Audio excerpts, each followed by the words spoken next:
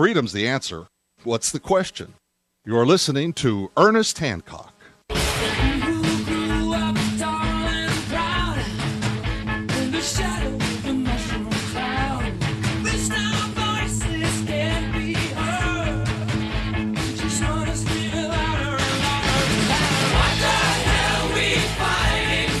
Yeah, what we fighting for here on Declare Your Independence with me, Ernest Hancock in Phoenix, Arizona, from the beautiful, the beautiful studios of Freedoms with an S, freedomsphoenix.com. How about that?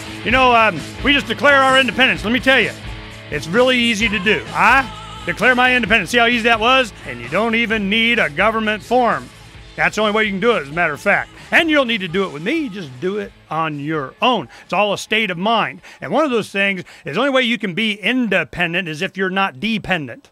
And if you're not dependent on the man or the government or your fellow citizens, fellow humanity, out there, you got to put a gun to their head to take their money for you to do your dream, then you're free to do whatever you want as long as you're not using coercion. You're not making people do stuff, no matter how great the idea is. And that's what these people did. They went out, they made their money non-coercively, and they said, you know what, it's my money. I'm going to do what I want with my money. And in the process of making my money, the government got a whole bunch of their money. But, the thing is, I got enough. I'm going to do what I want. And one of the things that they wanted to do, go to space, somebody was in the way. Somebody was in the way. I want to find out how in the way they are. Now, who better than Michael Before? He wrote the book Rocketeers. Now, this is the private space race. Now, go ahead, Michael. Tell us about, are they getting I don't know, is the government encouraging? Are they, allowing it? Are they starting to put up roadblocks? They got legislation. What kind of role are they playing? Well, this is really interesting now. This is a developing story, one to watch, because right now NASA is in a real fix. I mean, the space shuttle is retiring this year, and there's nothing to replace it. They've sunk about $10 billion into what was supposed to be the next government spaceship, and it has yet to fly. It's just not going anywhere. Meanwhile, all these private companies are building their ships for relative peanuts, and they're going to start flying astronauts soon. So the only option NASA and the government has at this point, the only one, in spite of what certain congresspeople and senators would have us believe, is to hire private companies to fly their own ships. So they'll charter flights, just like on an airline. The other option is to buy rides off the Russians, which they have done in the past, and they're going to continue doing. But it's just a horribly embarrassing situation. I mean, here we are, beat the Russians to the moon in '69. Now we have to bum rides off them, and it's just a ridiculous state of affairs. So we're at this real critical juncture in history right now, where it looks as though NASA is either going to get run over by the bus or just going to have to get on board it and pay a fare, just like everybody else. What was interesting to me is when SpaceX launched Dragon, and they have their own space capsule, and they go, yes, they have the capacity. They've achieved it. They can go to the International Space Station. Yay! And I'm like, what the heck do they want to go there for? That's right. There's another player in all this, Robert Bigelow, out in Las Vegas, is building his own private space program, and he's focused on the destination. He's building what will become the first commercial space station. Very far along, he basically took over a NASA program that just got let go. So many of these great ideas start at NASA, and then for it seems to me mainly political or contractor reasons, they got these major contractors to maintain. In that case, it was Boeing who had a competing design for a module they were going to put on the space station. Anyway, that's the backstory. But Bigelow took over this program. It was called TransHab. It was originally intended to help astronauts go to the moon. It involves inflatable vehicles that would be in orbit and would make great space stations because you could launch them in a rolled-up configuration on a smaller vehicle than you would otherwise have to build. And then once it's up there in orbit, it can expand into several times its original volume.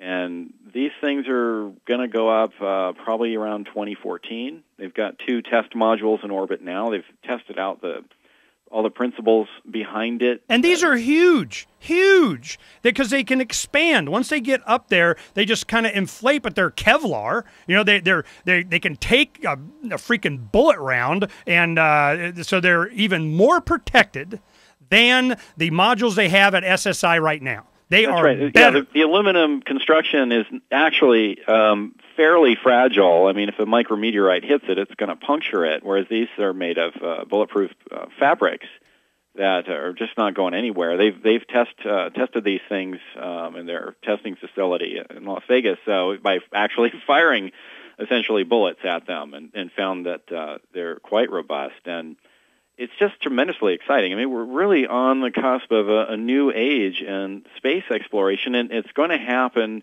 with or without the government's help. And we're finally at that juncture where that's the case, and that's what makes it so exciting. Well, Bigelow, let's talk about him a little bit. He is the owner of Budget Suites out of Las Vegas, and he's always wanted to go, and he made his money in development and doing whatever and building, long-term hotel rooms, really. And what happened is that, he had the ability to run a business, and he goes, I'm going to put cheap motels in space and do exactly the same kind of thing. We're going to have a facility that you can go and rent by the week or cheaper by the month or year or whatever, and put them, and they butt up end to end to each other. You can have a big string of, single-wide mobile home trailers in space. We're going to space. And you can take and move those with maneuvering rockets themselves into lunar orbit. You can go do it's already done in the minds of these people that are making it happen. And all, like you say, all the naysayers, all the congressmen, all the NASA, but how are we going to carve off a big giant chunk of money for us? Well, maybe you're not. You're just not. So this, and you're talking about, the PayPal guy Musk, his whole reasoning behind doing his rockets is to go to Mars and do a colony. Yeah, he's thinking big, and he's young too. He's got a lot of time, and he's in his 30s. I do think the government does have some role to play. We were talking about this a little bit offline. What? That there are projects that, as I talk about in my book, the Department of Mad Scientists, about DARPA. There are projects that just are not going to be feasible for private industry because of their long time frames. I disagree. It's going to be exactly the same thing, Michael, as you see in the space race at NASA. They're going to come up with this idea of, 0-point energy fusion laser making impulse engine de la whatever the heck it is. And they'll go, that's a great idea, but even if we do it, we're going to keep it for the U.S. and the military, and the civilians never even get to know it exists. That's what's going to happen. There's always that risk. And with NASA, NASA doesn't have a great track record that way. But there's another agency, DARPA, which could be a model for this, because they specialize in fostering technologies and then letting them loose into the wild. When they feel like it. When they feel like it. How many examples do you need? Well, there's certainly things that are classified that we don't know about, and who knows what. Why? It's my tax money. How come they're classified? Explain that to me. How did they get classified? They use my money to make this stuff, and they go, oh, no, this is classified because of, the always encompassing national security. I'm like, you know what? Then give me my money back. Government doesn't work. I want my money back. Sure. I hear you. But look at the Internet. DARPA funded the Internet in the 60s.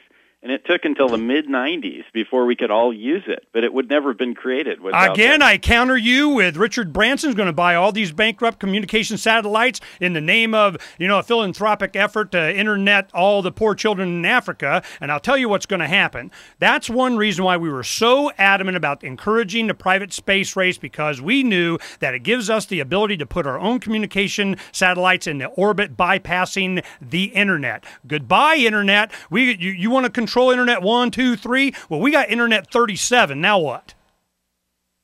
I hear you. I'm telling you, man, you're not going to convince me that the involvement of government is going to have a net benefit result for any of us. So we'll do this conversation more on this line when we talk about. We'll go ahead and schedule you and we'll pump your book, the Department of Mad Scientists, and I'm, your DARPA book. I can see we're going to have some fun with that one. That sounds good. But let's go ahead and talk about real quick in just a couple of minutes that we have the next year.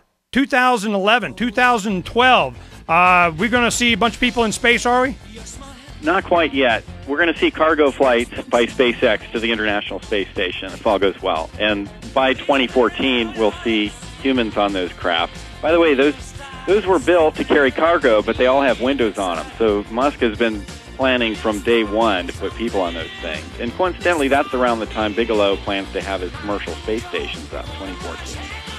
Oh. But we'll also have commercial flights to suborbital space. We might see test flights to suborbital space on Spaceship 2 this year. Spaceship 2! Richard Branson, man, we're going to have us some fun. You know, thanks for coming on, Michael. Michael Before, author of Rocketeers. My pleasure. Thanks for having me. Oh, it was a pleasure. Go get the book. I enjoyed it and tell you what's really coming. And it's, it's here.